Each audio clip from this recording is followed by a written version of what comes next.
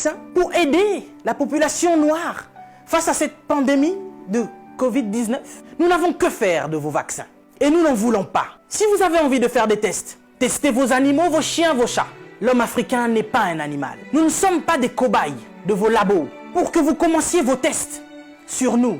Ça fait des siècles que vous nous testez. Ça fait des siècles que vous nous faites souffrir. Depuis que vous avez découvert que le continent africain était le jardin d'Éden, vous ne voulez pas nous lâcher. Nous souffrons, mais nous sommes en train d'enrichir plusieurs. Nous mourons de faim alors que nous nourrissons plusieurs. Quelque chose m'a fait rire il y a quelque temps.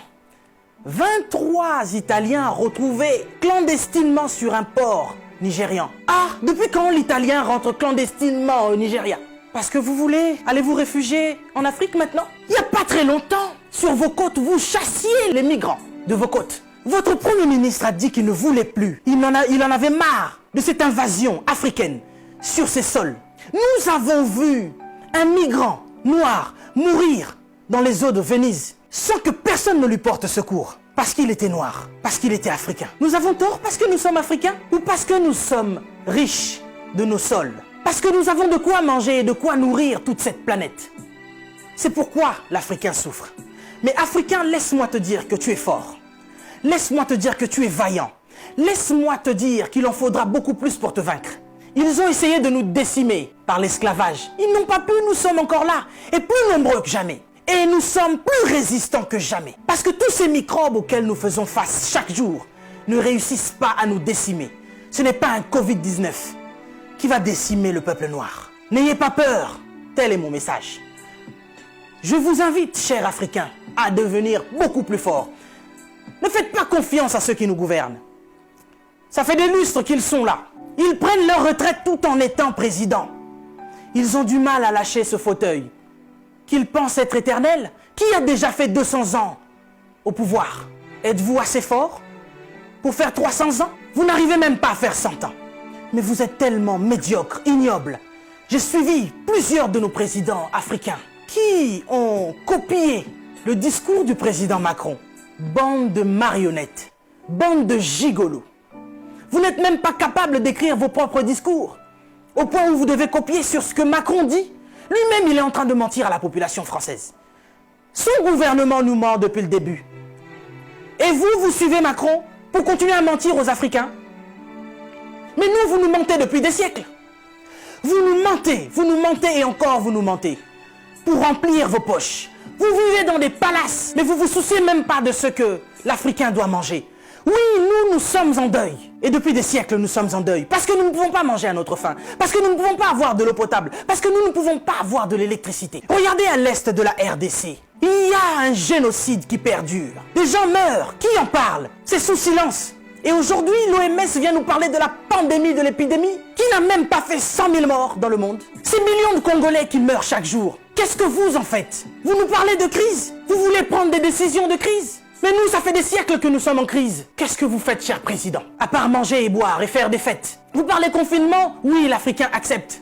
Mais nous sommes en confinement, nous, depuis des siècles. Les gens meurent tous les jours de la famine. Ça, ce n'est pas une épidémie. Ce n'est pas une pandémie.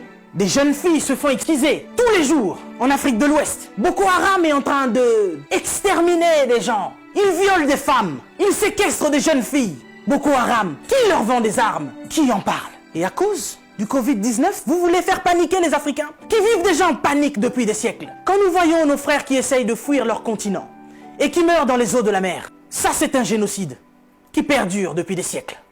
Et nous en avons marre, nous en avons assez. Nous voulons qu'il y ait un changement. Mais qu'est-ce qui vous manque à vous aujourd'hui? La Chine a pu construire un hôpital en 10 jours. Vous savez, ça fait depuis 72 ans, si je ne me trompe pas, que l'État d'Israël existe. Il y a quelque temps, Dubaï était un désert. Mais regardez aujourd'hui ce qu'ils ont fait.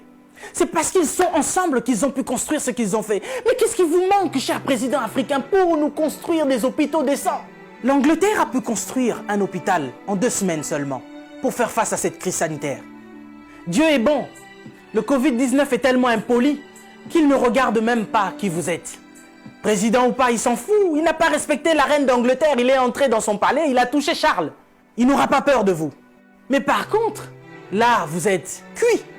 Puisque vous ne pouvez pas prendre vos avions pour venir vous faire soigner ici. Soit vous survivrez, soit vous mourrez. Africain, réveille-toi.